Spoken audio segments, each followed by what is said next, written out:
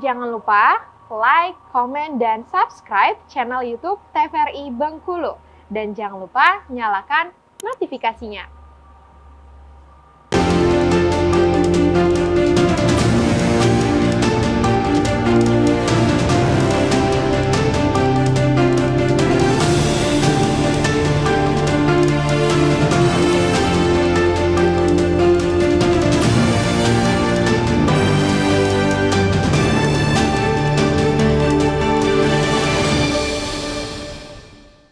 Terima kasih Anda masih bersama kami dalam acara Berendo dengan tema kita konten kreator di media sosial.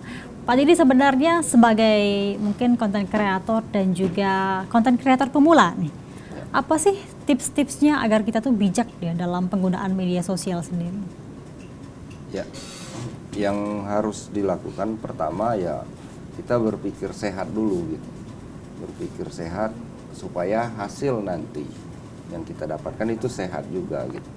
Kalau awalnya startingnya sudah nggak sehat, sudah negatif, itu hasilnya pasti negatif dan itu undang-undang kita juga tegas untuk menindak. Apalagi di kepolisian sudah ada cybercrime sekarang. Dia patroli tuh warawiri tuh di sosial media gitu. Dia bisa bertindak macam-macam. Tapi pada intinya bagaimana seorang konten kreator itu membuat sebuah produk atau konten yang diupload secara baik, ya dia harus terkonsep dengan keunikan yang dia miliki. Dia baca dulu. Kita kembali lagi tadi ya, dia harus melakukan riset. Kalau dia self employer, dia secara pribadi apa sih yang kelebihan yang dia punya gitu. Terus dia membaca pasar, dia membaca peluang, dia membaca ini dibutuhkan atau tidak. Nah, itu biar dijangkau. Kalau dia cuma nyanyi-nyanyi copyright, terus yang lagu-lagu yang memang nggak terlalu populer dan brandnya tidak kuat, yaitu stuck di situ saja gitu.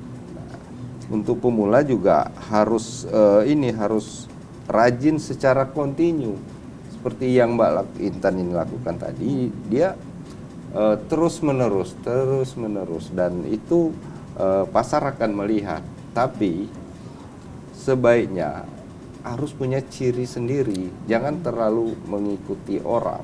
Oke, nggak apa-apa sekali-sekali kita meng-copyright orang, terus bagaimana kita menempel orang, tapi kita tunjukkan bahwa kita ini unik gitu, dan keunikan itu yang akan terus dilihat orang gitu. Intinya memang harus konsisten ya Pak ya, dan juga ide-ide juga harus bermunculan nih.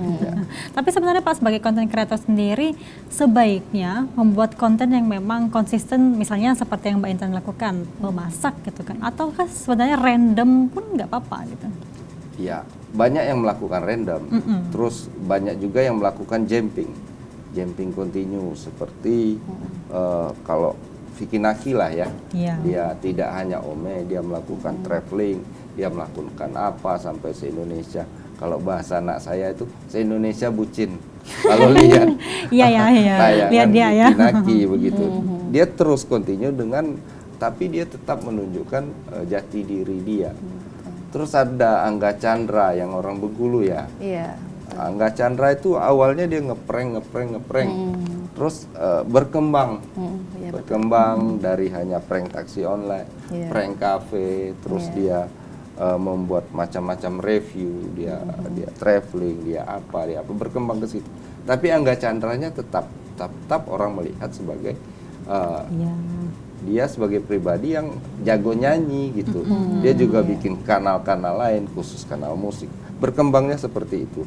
Kalau kita random terlalu jauh dari ide awal, dari dasar, itu mungkin orang nggak terlalu melirik, Iya. hanya melihat sekali. Ketika ini berubah, orang nggak lihat lagi, Iya. bisa on script, dia bisa lari dari awal gitu. Kadang-kadang nih orang juga mengenalnya melalui dari konten kan, misalnya Mbak Intan, oh Mbak Intan itu orang yang suka buat konten masak gitu iya, kan. gitu. Jadi orangnya mengenal dari karyanya gitu. Kalau dari Mbak Intan sendiri Mbak, sebenarnya tips-tipsnya nih dalam membuat konten itu apa sih Mbak yang harus diperhatikan gitu?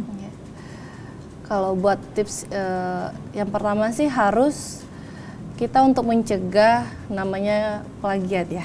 Konten kita kan secara bebas bisa dinikmatin semua kalangan, semua orang. Jadi bagaimana cara kita buat, yang pertama tuh kita pertahankan dulu dengan cara mungkin kita bisa bikin watermark di salah satu video kita yang setiap kita upload gitu, bisa kita bikin itu apa kodenya nama kita gitu kan. Oh ini berarti punya Intan, punya saya gitu. Yang kedua mungkin juga tipsnya kita harus konsisten kayak Bapak tadi. Dan konsisten itu mungkin yang saya juga masih harus tetap pertahankan ya Mbak Nes, pertahankan ke depan bagaimana saya tetap stand. Dan ciri khas tadi ya yang ketiga, ciri khas tadi itu juga yang saya belakangan ini kan saya agak random dalam artian karena udah ada kerjasama beberapa brand yang lain ya, makanya tapi saya juga akan pertahankan dan mungkin akan mencari ide baru yang nggak meleset jauh dari memasak, mungkin kayak bekal ide anak kayak gitu mungkin kedepannya, karena kan yang anak saya udah besar ya, yang udah cukup nggak makan yang pasti lagi gitu Mbak Anies, kayak gitu sih, itu aja tips-tipsnya. Tapi perlu nggak sih kalau misalnya kita memang sebagai content creator profesional menggunakan barang-barang yang lengkap, mungkinnya kamera, lighting, tripod dan sebagainya, itu juga berdampak dari hasil kontennya kan ya? Kalau Pak Didi sendiri melihatnya? Teknologi nggak bisa dihindarkan dan orang secara eye catching akan melihat ini berkembang atau tidak. Kalau stuck seperti itu, kalau di awal blur misalnya, di awal soundnya goyang segala macam, ketika dia masuk pertama orang masih toleran, tapi ketika ini sudah berkembang orang nggak melihat itu lagi gitu. Ada banyak, tapi intinya ya yang kita buat ini berkualitas dan unik. Unik itu yang sangat penting.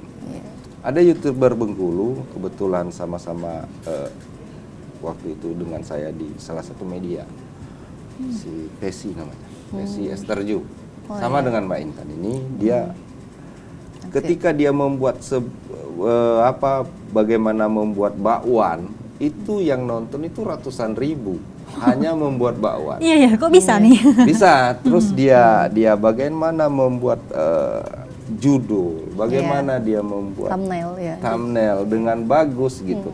Kayak ada satu saya lihat itu yang lumayan banyak juga dilihat, membuat sahur dalam 5 menit. Ya, betul.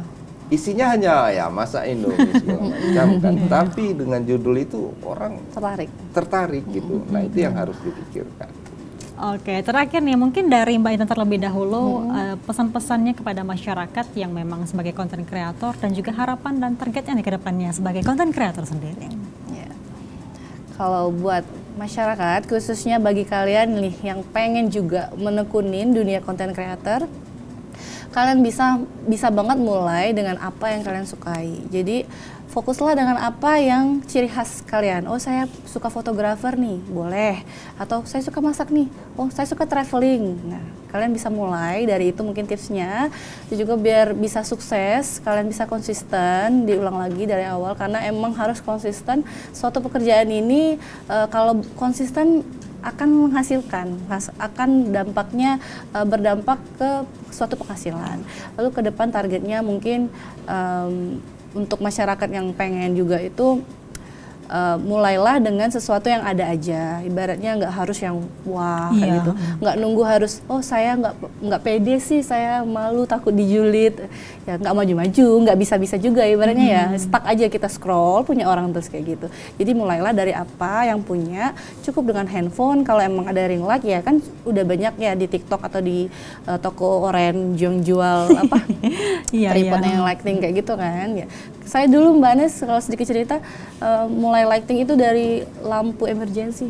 Saya belum beli itu karena saya pikir ya cahaya dan ada cahaya kayak gitu kan, harus ada cahaya. itu bisa saya manfaatkan. Jadi bisa kalian kalau emang kalian mau, kalian bisa memulai gitu. Oke, dari Pak Didi sendiri nih Pak, gimana nih Pak pesan-pesan? Sama dengan Nintan, bagaimana kita harus memulai. Tapi untuk memulai kadang-kadang orang nggak percaya diri. Iya, terlalu Ini gengsi harus tadi ya. seperti apa, terus takut. kita nggak biasa, Kena kita julid. nggak bisa gitu. Ini aplikasi sudah banyak, memudahkan layanan. Banyak aplikasi yang memang secara otomatis kita membuat sebuah tayangan konten berkualitas. Ada reel, ada snack video, ada insert, ada macam-macam. Itu untuk memulai bagaimana apapun hasil kita, Iya. ya kualitasnya lumayan bagus gitu. Tapi ya kembali lagi kita harus percaya diri dulu. Gitu. Iya, Memulai, jangan takut. Jangan Iya. takut, betul. Ya. Jangan takut untuk memulai ya seperti itu, dan Iya. juga sekarang tuh harus pandai-pandai dalam bermedia sosial juga yang membuat konten-konten yang bersifat edukatif, informatif, tapi juga menghibur nih untuk masyarakat. Terima kasih Pak Didi dan juga Mbak Intan saya bersama kami di Berendo. Semoga kita bisa berjumpa lagi ya Pak dan juga Mbak di lain waktu mungkin dengan tema yang berbeda. Baik pemirsa, kami akhiri Berendo pada sore hari ini. Jangan lupa terus saksikan Berendo hanya di TVRI Bengkulu bersama Kita Maju.